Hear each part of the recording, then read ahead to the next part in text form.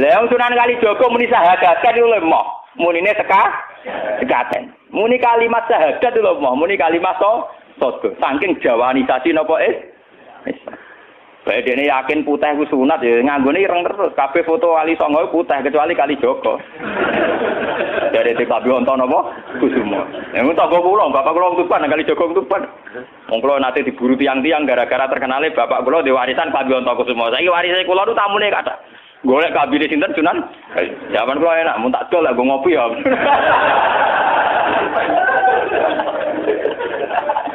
Mau Gus. Barang apik tiba didol go ngopi. Sing duwe aku terserah kula. Raja atau penguasa itu kalau punya keputusan itu harus ikut pada garisnya ulama. Saya kalau bolak-balik matur. Sekarang yang merupakan garis ulama dalam konteks bernegara itu apa? Ini kalau ngomong sensitif ya. Yang kaitannya ulama dengan negara dalam konteks negara yang kayak Bhinneka Tunggal Ika itu apa? Ini pancen repot. Misalnya begini, kita punya Ambon, punya Maluku, kita punya NTT. Ketika dipaksakan dulu piagam Jakarta yang memaksakan syariat Islam, tentu mereka akan menantang keluar dari Indonesia, NTT dan Ambon, Irian Jaya misalnya. Yang kayak begitu itu tidak fatwanya ulama, itu sudah masalah bernegara. Nah, kalau nanti tanggal kiai cara jenengan sebut ikus. Misalnya Indonesia memaksakan penerapan syariat Islam. Syariat Islam yang mana? Kalau syariat Islam formal mungkin kita akan mengatakan sebaiknya diterapkan syariat Islam. Tapi termasuk syariat Islam adalah menjaga peluang dakwah. Ini catat. Dan saya siap ketemu Allah dengan pendapat ini. Bukan berarti saya terus pluralisme atau pakai teori-teori modern. Tidak. Saya pakai teori ulama. Saya tidak pakai teori modern. Catat ini, saya tidak pakai teori modern, pakai teorinya ulama. Termasuk syariat adalah menjaga peluang dakwah. Bayangkan kalau dipaksakan syariat Islam, kemudian NTT keluar dari Indonesia, Ambon. Kemungkinan kita dakwah di Ambon malah tidak ada. Juga kemungkinan Islamisasi di NTT malah tidak ada, karena sudah keluar dari Indonesia. Paham ya? Mulai dulu wali songo ambek maling ya apik.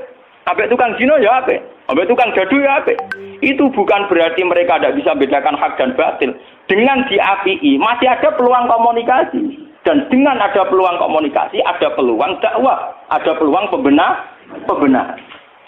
Sama dengan utuhnya NKRI NTT bagian dari Indonesia, iso Kiai Rapayu kok rugen buak rono NTT. Ben dadi ya. Lho kanca kula nek pondok dhisik ra kanggo ini Irian Jaya kiai provinsi lah. Wingi sowan kula ngajak pangdam lho. Ya Allah Gus kula munggo ning sarang Kiai RT ora payu ning kono kiai provinsi. Lho wingi sowan kula niku sowan numpak sahabat bareng sinten? Pangdam. Saniki mun gawe yayasan gawe sekolah tinggi lah. Jadi rektor saiki. Wadah buta huruf ora roh. Wong sak urip-uripe ngaji mek kula roh tenan bodorane roh tenan. Saya bakatane mbek napa? Pangdam. Mergo ketika ada kerusuhan di sana, mesti tokoh agama diundang Pangdam. Dan ini termasuk mewakili tokoh provinsi levelnya napa?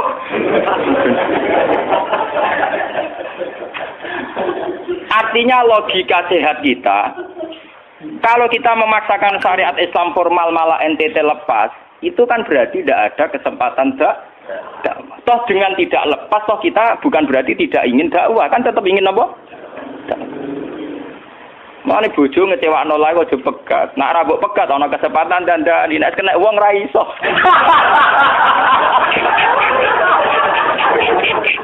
Tapi tak takdir ra apa. Ya sama. Semua sejarah Wali Songo itu sama orang nakal kan ndak apa-apa. Sampeyan delok biografi Ki Khudori Tegalrejo, dhisik terkenal yo kancanan bajingan. Bajingane tunduk mergo sungkan ramahe. Teng Rembang ana jenenge Ki Sahid, wonge ganteng ya toreko. Niku wonten bajingan tobat mergo kula nu sungkan mbek Sahid. Mboten nate duka mbek kula, ger ketemu kula pengen senyum. Lha iku sungkan senyume nganti tobat. Artinya apa? Saat kita ekstrim atas nama hak dan batil malah lari. Toh teori itu ya diakui Quran, walau kunta fazzan ghalidhal qalbi lan faddu min hawli. Toh teori itu juga tidak jauh-jauh dari aturan Islam. Meskipun kita juga punya teori yang lain, karena ini tidak selamanya berjalan lancar. Kadang gue kancanan nakal ya belok akal tenan. Kancanan nonde ya katut tenan. Selingkuh tenan. Sebab itu ya ben sing FPI ya keben ekstrem ya keben. Nyatanya pribumisasi kadang ya katut tenan. Wong Gus kancanan nakal kadang tinakali ora anut Gus, kadang Gus katut sing nakal. Malah jadi rocker. Dari sisi pertama dakwah dibeli Gus sing melok nyanyi. Ora kok sing grup band melok wiridan malah. Artinya kan metode apapun kan enggak semuanya jalan lancar, tapi kita atas nama manhaj, metode, kita seluas mungkin punya wacana nggih, terus kita punya banyak pilih. Ini disebut ikhtilaful a'immah tetap nomor rahmah.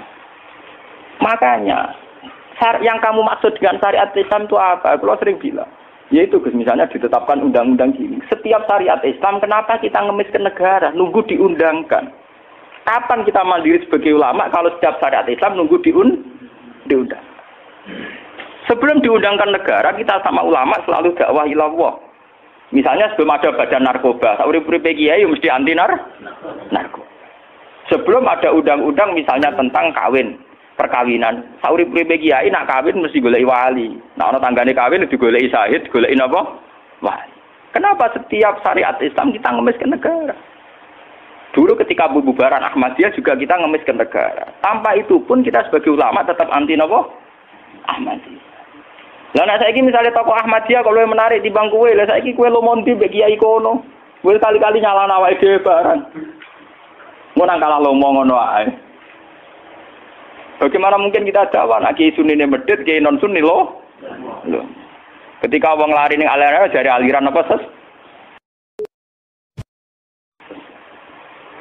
Engko kan nanti hisab pangeran iku mlayu perkara kowe medhit ora perkara apa-apa, ora lara. Paham nggih? Ini masalah. Makanya kalau baleni malih ya. Syariat Islam itu komplit, termasuk aturan hak dan batil, tapi juga aturan dakwah. Makanya kalau terima kasih ya, sama ulama-ulama sekarang itu sekarang ada rumus, ada fiqhul ahkam, fikih yang menentukan hukum. Ini haram, ini halal, ini mubah, ini khilafil aula.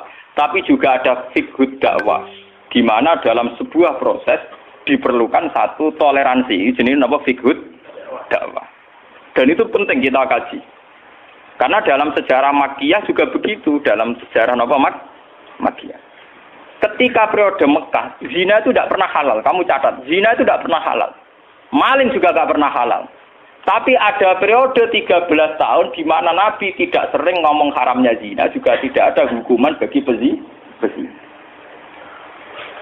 Artinya apa? Tidak mendesak untuk membicarakan urusan zina, urusan maling. Karena yang mendesak saat itu urusan tauhid. Misalnya kamu dakwah di NTT. Tentu yang penting umat diajak ke logika bahwa tauhid itu lebih benar ketimbang trinitas. Ya hanya begitu saja. Kamu tidak mungkin langsung masuk ke urusan zina, maling, gento dan sebagainya. At-tadrid fi sunnah, proses dalam sunnah. Itu juga penting. Ini tahapan-tahapan dalam proses dakwah. Lah fatwa ulama termasuk fatwa yang begini-begini ini. Makanya dalam semua sejarah wali ini catat, mesti ana ulama formal, ana ulama sing ora formal. Dhisik ana ulama sing pro syariat kayak Sunan Kudus. Woi selawase ra cocok Sunan Kalijogo. Kok Kalijogo pokoke wong Islam wis bener, mulane penggemar wong Yogyakarta. Termasuk ora usah salat dari salate Mbak Kali. Atine wis salat. Wala kan boyo lali salat 3 klaten Jogja mbok kono. Sunan Kudus kafir cara dene. Selawase ra cocok. Ya tapi bagaimanapun, bagaimana mendakwai orang Islam kawasan Jogja, Klaten, Solo, golongane Tingkir, kalau tidak model Kalijogo. Nyatane ya tetep saiki Islam pirang-pirang, sing salat ya wis akeh. Paham ya? Itu dulu masalah betul. Sunan Kudus kiai fikih. Bahkan kula untuk cerita nggih dari lisan ke lisan dari para kiai. Sunan Kalijogo selawase tukaran terus mbek Sunan Ainul Yakin ke sisi tok. Ape gawe dakwah nganggo macan tengul, napa jenenge? Wayang napa? Tengul. Wayang tengul lak bentuke fisik wong, koyo patung. Haram. Kuman sewara sorotan udiba kok kon ngekek nyawa barang jero iki kuno kan ngene. Akhire tukaran. Kalijogo sadar iku metode efektif. Walhasil akhirnya disuwarno kiai sepuh zaman iku Sunan Kudus, Sunan Ampel, terus ditenan ya saiki sedengan wayang kulit. Mergo wong gepeng ora urip. Ya tetep ana wayang tapi kulit. Artine iku ya gepeng ku artine kan gak urip. Ana ora urip iku kan ora perlu kon ngekeki nyo, iku setengah-tengah. Lah Sunan Kalijaga muni syahadat kan iku lemah. Munine sekaten. Muni kalimat syahadat lho moh, muni kalimat sodo. Saking jawanisasi napa bae dene yakin putih ku sunat ya nganggone ireng terus. Kabeh foto wali songo putih kecuali Kalijaga. Dari TKB wonten napa? Kusuma. Yang tangga kula, bapak kula Tuban, Kalijaga Tuban. Wong kula nate diburu tiang-tiang gara-gara terkenale bapak kula di warisan KB Kusuma. Saiki warise kula nu tamune kathah. Golek kabine sinten Sunan? Zaman kula enak, mun tak dol lah go ngopi ya.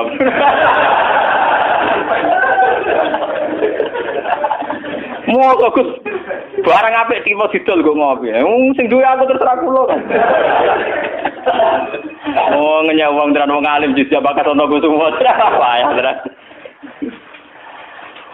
Mulai dulu Abu Yazid Al-Bustami juga begitu. Mesti ada ulama yang di kampung-kampung. Sama tak ceritani ya, biar ulama syariat tidak terlalu ekstrim. Zaman Sayyidina Umar jadi khalifah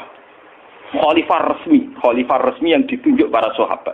Dan saat itu belum banyak konflik. Yes, belum banyak apa. Itu Sayyidina Umar mendapat amanah dari Rasulullah sallallahu alaihi wasallam. Umar, saya punya umat. Dia adalah orang terbaik di zamannya. Saya punya umat, dia adalah orang terbaik di zamannya. Namanya Uwais Al-Qarni. Kalau kamu ketemu dia, salamku untuknya. Dan kamu harus minta doa supaya husnul khotimah. Terus dari Umar, pakai Fabi. Pulau ngertosi sepundi. Dekne udah penyakit baros. Fa'adhabahu wa ilamu di'adirham. Walhasil nenggone katifil aisar ada bekas penyakit baros tinggal sak napa? Sak koin nggih, cara sakniki napa? Sak koin. Ini kula cerita. Dia punya ibu sendiri hidup di kampung Angon Wedhus. Walhasil Umar tiap ana tamu ya diblodori. Paham ya anggar sing raine mirip-mirip ngono iku. Nah ora kutil kan maksudnya iku. Ora mau diadir. Mboten niku kula cerita ben sampean ngerti. Walhasil akhirnya suatu saat iku rombongane Uwais Al-Qarni dari Qurun Al-Qarni. Niku sowan Sayyidina Umar. Ketika ketemu sesuai sifat itu Sayyidina Umar nangis di dunia. Uwais Al-Qarni mboten purun. Walhasil akhirnya yang memerintahkan ini Rasulullah. Uwais Al-Qarni purun nangis terus ditunggu. Lalu sing antik apa? Sayyidina Umar tanya, "Ya Uwais, saya ingin waktu supaya kamu mau ketemu saya." "Ndak ya Umar, ini harus pertemuan terakhir. Ini harus pertemuan apa? Terakhir." Walhasil semenjak itu tidak ketemu lagi sama Umar. Artinya apa? Dan itu saya yakin, sama ndak usah anut kula, keduren anut makom kula. Dan resiko sama mesti rawani. Artinya begini. Ketika orang dengan izzatil Islam, ini catat betul. Misalnya wong dadi kiai gede, kados kiai kula misalnya Kiai Memun, kados Hasyim Muzadi, kados Gus Dur, kayak kiai besar. Jangan-jangan nikmatnya jadi kiai besar oleh umat loh, oleh umat tidak oleh mereka ya, jangan salah paham. Oleh umat ditafsirkan wajar dong mereka senang jadi kiai, di mobil mewah, di duit akeh pengaruhnya gede. Misalnya Habib Lutfi, orang-orang punya pengaruh, Ki Hamid Pasuruan umat. Artinya apa? Mereka aku yakin mereka orang-orang soleh yang bisa nikmati keberhadiran Allah Subhanahu. Tapi umat tetap membaca mereka bagaimanapun ada fasilitas. Umar sebagai khalifah punya pengaruh, punya uang, punya otoritas. Bagaimana dengan fakta bahwa Islam juga mengajarkan orang hanya nyaman hanya satu dengan Allah, dengan kebenaran. Tapi dengan percontohan orang-orang kayak Uwais Al-Qarni, maka Islam utuh. Ada penjaga syariat kayak Sayyidina Umar, Habib Lutfi, Kiai Memun, Ki Hamid Pasuruan. Orang-orang jadi sentral. Cara teori sosial jadi mercusuar. Tapi ada orang-orang yang menunjukkan bahwa dia bisa bahagia aja dengan kebenaran. Paham ya? Akhirnya umat kan enak. Lho kados kula nu ngrasakno tenan. Kula nu nganti saiki rong tau jeneng imam masjid. Padahal imam itu sungkan lho. Kula nggih mboten nate pidato. Kula nggih iso ya sing pasar be anak kula dhewean mboten ngajak pengawal. Saya tunjukkan kepada umat bahwa ajaran Islam yang sebenarnya yang bisa membahagiakan adalah senang pangeran titik. Dan kewajiban dasar dalam Islam wong kon rumah anak. Soal pengaruh aku, saya ngomong ini jujur loh. Saya punya pengaruh kalau ngaji saya banyak. Tapi saya tahu betul yang kewajiban pada saya yang hakiki hanyalah saya pada anak saya. Awaladin soleh. Kau nona kasus bakas santri. Rabbi habli miladunka dzurriatan thayyibah ora ana tulaban. Ora ana ning Quran hadis bakas santri. Ketok tangan kono. Paham ya? Artinya apa? Kalau santri-santri punya cita-cita kayak kiainya, mati dongo, itu kan terbayang kiai yang mulya, kiai yang dapat suanan banyak, kiai yang dijujuki wong akeh. Itu bahaya sekali, kok nak mulai rada di ngono mutung. Perempal-perempul. Aku ngalim lah ora ana kiai, ora dadi kiai. Lho untuk jadi kiai itu kan gampang. Orang nikmati sholat, nikmati ibadah, nikmati kebenaran wis hakikate kiai, paham ya? Malah dekne gento nak nyaratno enake ngenteni mul. Kula nganti saniki, bayangno saniki, umpama sampean saiki kuwabe lho ora seneng kula. Kula nek ndak ada masalah. Kula kok krungu kabar saniki sing seneng jenengane bubar kabeh. Sami sekolah garroh lho mboten susah. Hakon lho. Hakon wah mboten susah. Karena saya harus melatih diri bahwa kebenaran Islam wes alkone mau tukang angon wedhus rumah ibu. Agar iso dagangan ning pasar nak badi di rumah ibu. Tapi dengan begini dia walinya setingkat Sayyidina Umar. Karena apa? Itu tadi menjadi percontohan bahwa untuk menjadi hamba yang baik tidak perlu semegah Umar, tidak harus semahal Umar. Sama tidak usah niru ya, masalah itu Isra Mulya loh, artinya ya sudah. Tidak usah niru, ini hanya pelajaran saja. Tapi nak kula tak tiru tenan, artinya tak tiru, biar hidup saya itu murah.